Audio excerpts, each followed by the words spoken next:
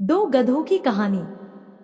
यह कहानी है दो गधों की जिनका नाम था डोला और शोला। डोला बहुत ही समझदार था और शोला उतना ही नादान और शरारती।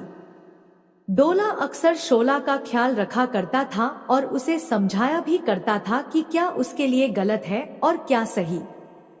पर शोला अपने बचकाने व्यवहार की वजह से कई बार मुसीबत में पड़ जाता था।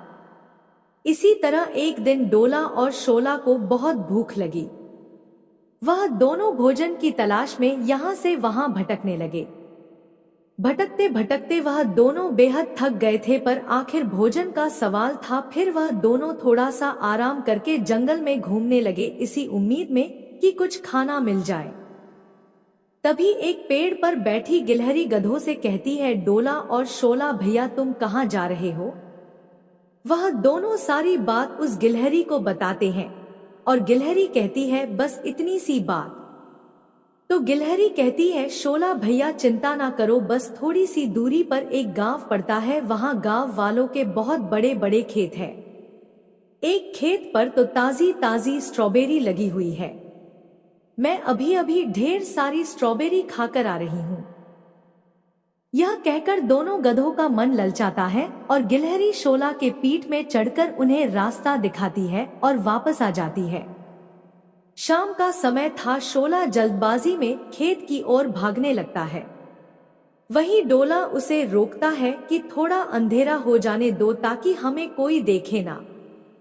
वह दोनों अंधेरा होने का इंतजार करते हैं और जैसे ही किसान अपने घरों में वापस चले जाते हैं, वह दोनों स्ट्रॉबेरी के खेत में हमला बोल देते हैं।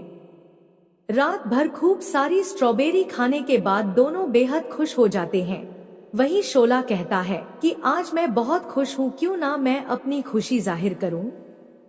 तो डोला कहता है, घर चलो, वही खुशी जाहिर करना यहाँ करोगे तो हम दोनों पकड़े जाएंगे और अच्छे से पीटे भी जाएंगे। शोला अपनी बचकानी हरकत से बाज ना आया और जोर जोर से गाना शुरू कर दिया और नाचने भी लगा। डोला के लाख समझाने पर भी शोला नहीं माना, तो डोला चुपचाप वहां से चला गया और शोला की आवाज सुनकर सभी किसान अपने घरों से बाहर निकले और शोला की खूब पिटाई की। स्ट्रॉबेरी के खेत की यह हालत देख उन्होंने ने शोला की चटनी बना डाली।